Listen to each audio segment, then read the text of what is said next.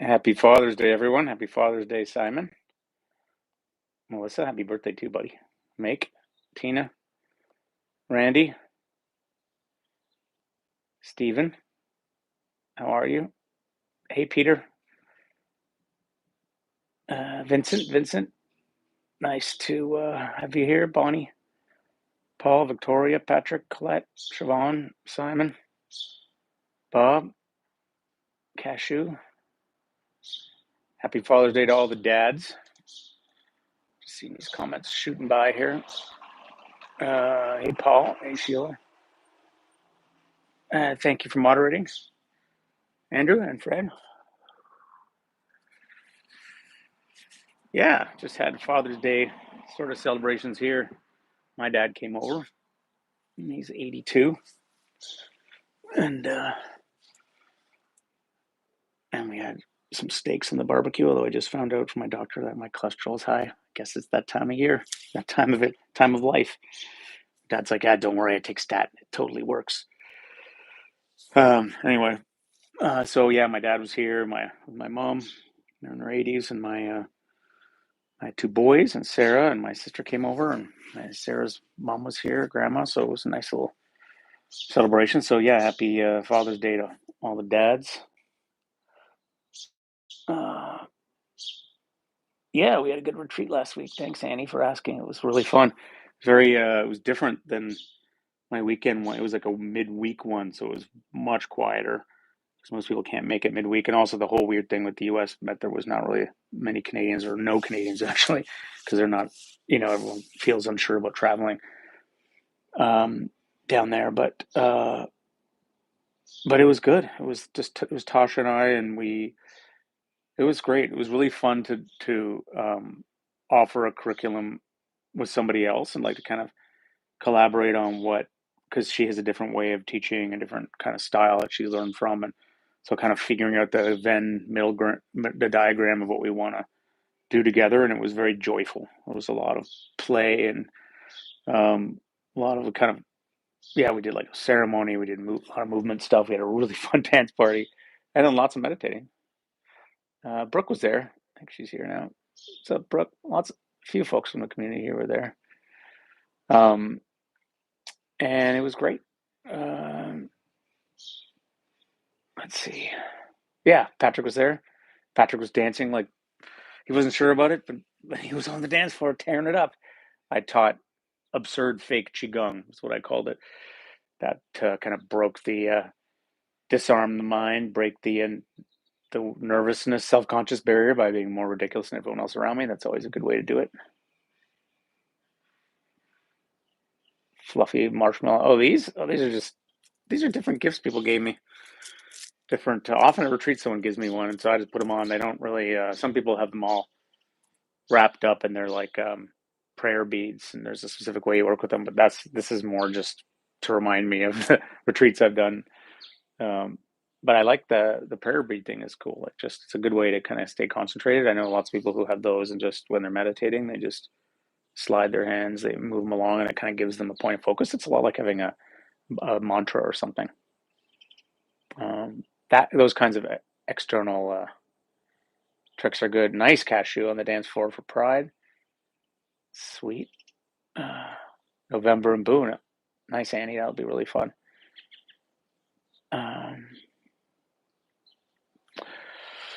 So yeah, this is the Do Nothing Project. Welcome everybody. Good to see all our returning friends. Many of them saying hello. Hey, what's up, Doug? I see Brooke saying Doug, and many, of course, are here as well, just hanging out, not typing into the comments. Honestly, I wouldn't even know how to do that, so I understand. And if you're new here, this is our weekly tradition. Usually me, but sometimes Andrew, who moderates, or someone else will host one of these once a week. And if you're interested in like regular weekly support for your meditation, I do this on Sunday night. The Consciousness Explorers Club does their thing on Monday, which sometimes I'm there. Andrew does a thing on, I think, Wednesday. He'll post it in there. Brooke does a thing in our community on Thursday.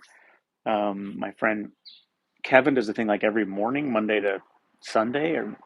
So there's a lot of a lot of resources if you want to have like regular Zoom meditations with people in the community, because these are all connected. But anyway, we've been doing it for about 6 years, and if you're totally new, a pretty low demand meditation. Um, I'll guide a 25-minute sit, very minimal usually, and you can follow along, or you could just kind of put the audio down and just use it as an occasion to sit with us. Hey, what's up, Hawaii? Hey, Angela. Um, and yeah, you could do your version of doing nothing. You could meditate, or you can just use it as a time to, just deliberately not stoke your worries. It's a good time. Sunday. I mean, some people it's Monday morning. Some people are listening to it later in the week. But it's a good kind of shared intention to get sane for a short chunk of time. So I'm kind of a little sleepy. Big day of parenting and barbecuing. I'm going to just guide this practice. My Eden hasn't gone to bed yet, so I'll have to go and put him down after this. Oh, I'm on my porch, by the way. If you don't know where I am, I'm in Toronto. This is my front porch. So you'll hear cars go by occasionally and neighbors, birds. It's nice. Let's do it.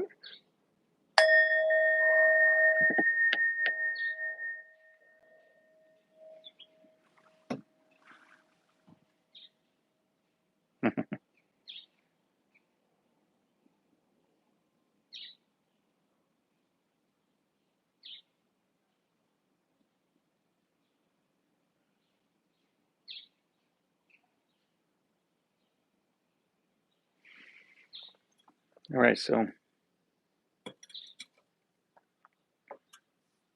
organize yourself in whatever way is comfortable. Eyes can be open or closed.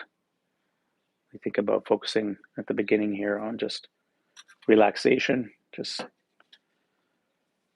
getting the body a little more relaxed than it was. The body's tense, the mind tends to be tense. So what can help is a few slow, deliberate breaths, extending the exhales a bit. But, at the same time, your spine is straight.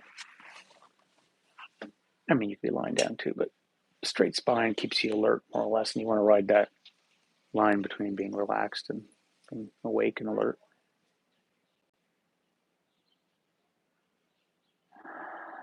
As you breathe out, you can imagine you're breathing out any stirred up worries.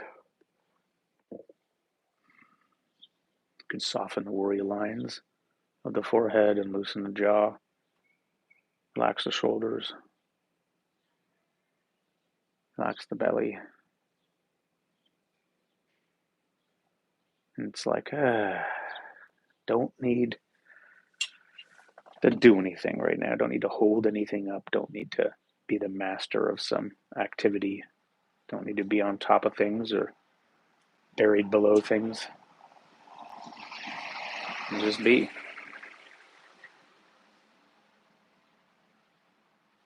The equanimity is the kind of this quality of being balanced and in the middle of life, not pulling on something, getting ahead of it, not pushing away, not behind the ball, not too far away from it. Whatever your metaphor, you're right here, and easygoing about sounds and sensations that are going to be there. You'll hear stuff from my end. There's probably sounds in your environment too. Just letting those pass right through.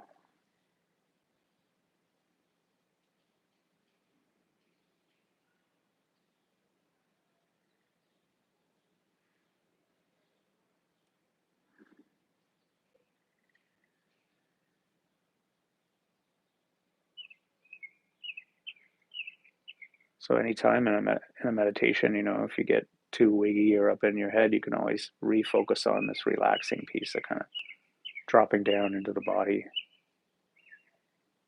The next part is sort of focusing on stability. I mean, some people just like to sit and exist, and that itself can feel quite stable. Often we're kind of noticing the sense of our whole body or the whole posture. If your eyes are open, you can kind of have a sense of the whole visual space, like the periphery as well as the middle. That can be stabilizing. You can also just choose a simple home base, feeling of the breath or sound of the birds, tingles in the finger. Just a simple thing that is not especially exciting to the mind, but can help quiet the mind as you get more devoted to hanging out with it and choosing to find it kind of satisfying.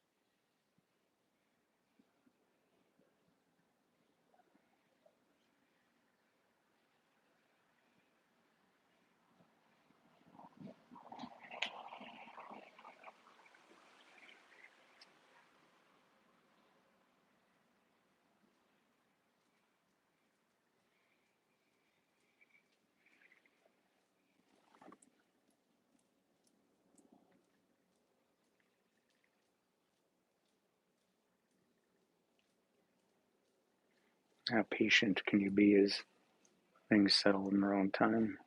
Patience is part of the equanimity, part of the settling, actually. So thoughts are going to be there, and you just sort of see if you can let the momentum of them play out without, feeding them.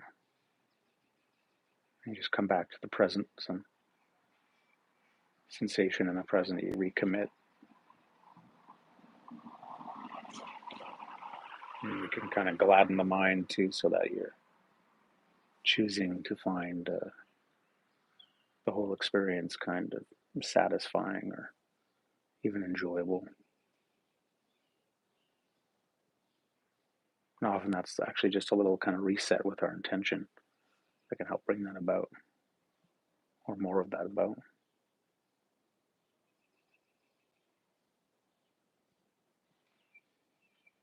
How can you enjoy being unhurried?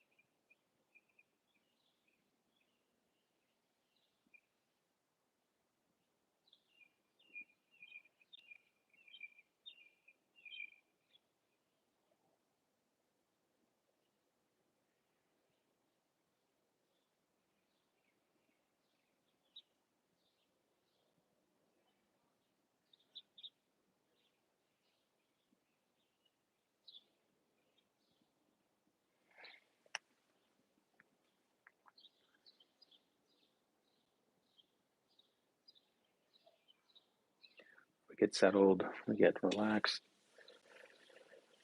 a little bit more stable, and we can also get clear. And that's kind of part of this. Is it just means being kind of awake to what's happening. Maybe what's happening is we're feeling sleepy, and there's a kind of drowsiness or a muddiness. Maybe what's happening is we're noticing there's a background feeling that's been with us or a particular preoccupation. Sometimes a question I like to ask is, what's here now that I may not have realized is here? And just through asking that question, if I'm patient, kind of realize, oh, I'm a little bit tense about something, or I've got this lingering worry about this, or I'm whatever it is. I've got a sort of feeling moody in some way.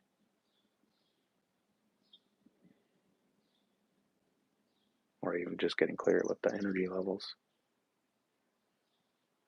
And nothing needs to change. We're just becoming more awake to our circumstance, even as we do nothing whatsoever, as we revel in this lack of ambition.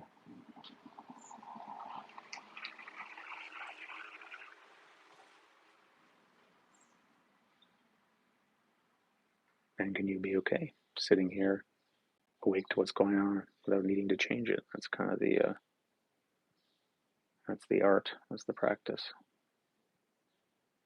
it's the medicine.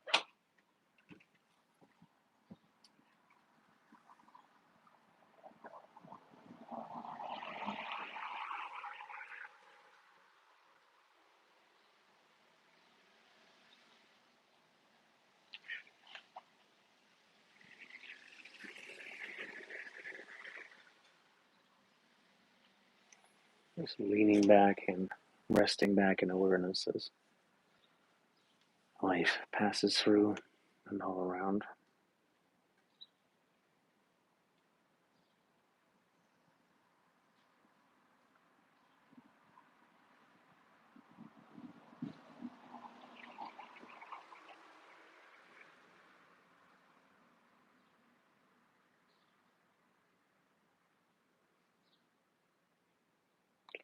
Just riding the wave.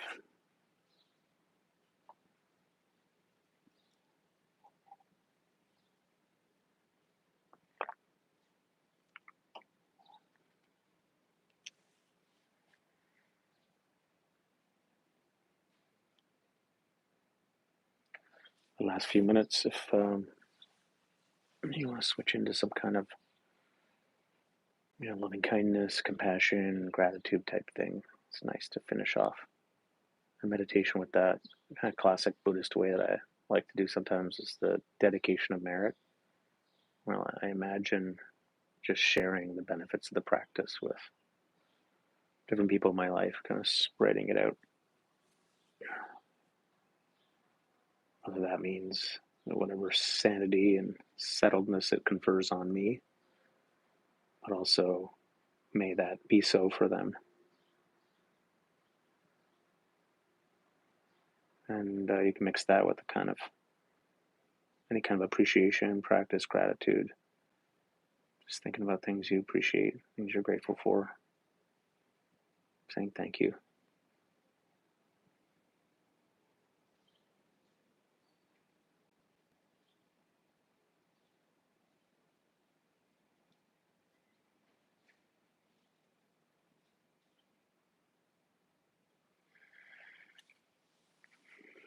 Something I often forget to do when my life is passing me by so fast.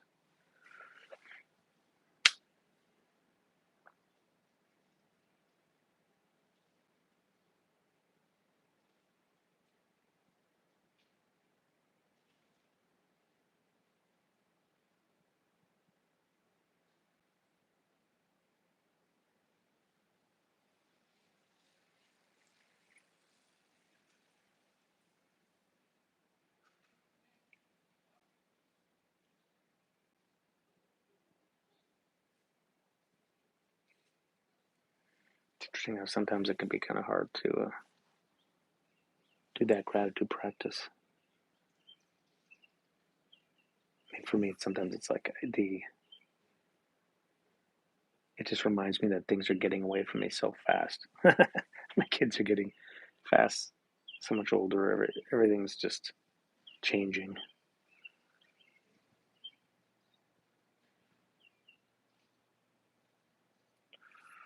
Ride the wave.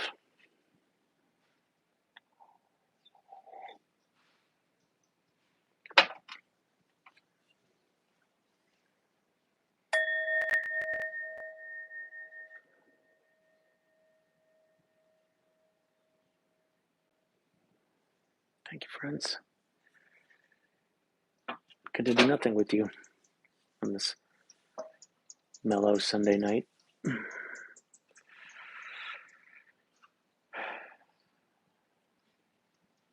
If you saw my sister was in the window with her flashlight. She's lost her phone. She can't find it. For sure, our 3-year-old probably hid it somewhere. Yeah, Lori's going to be your guide tomorrow at the CEC. Lori's a great guy. Happy Father's Day. Thank you, Kay. Thank Lisa. And, You're welcome, Alex.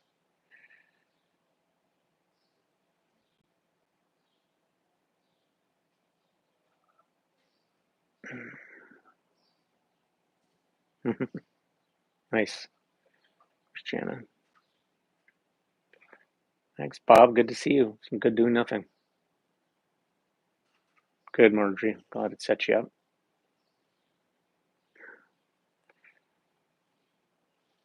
Doing nothing means everything.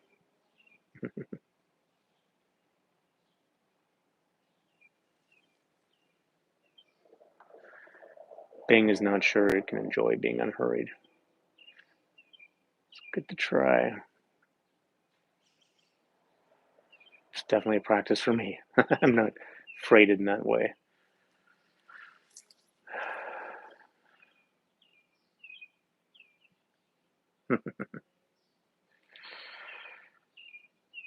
Yeah, so Andrew's sharing a thing that he does. Brooke, you can share yours too if you want. If there's a link or something, or Andrew maybe has it. Yes, Van. Good to be here with you, man.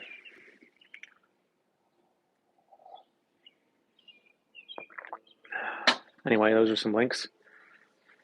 And see you next week. I'm going to be in, actually, yeah, I'm going to be in Vancouver. I'm going on a big 17-day family vacation with my boys and Sarah. We're going to go and check out Vancouver. Oh, there's Brooks' meditation link. We're going to go to Vancouver, visit some friends, and then to Bowen Island, and then to Victoria. So I'll be doing these from the road, and I might do like do a couple of home base type live meditations from there or something. I gotta figure it out, but just practice doing this kind of on the fly. So hopefully it'll be a good vacation. It'll be gorgeous out there. I'm super happy. And to all my West Coast friends, incoming.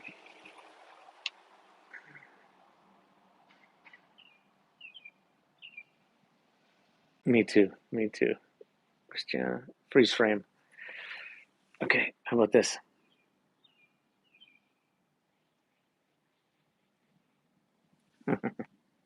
Okay, everybody, have a great night. Wish me luck on my putting down my little Eden because he's full of beans tonight.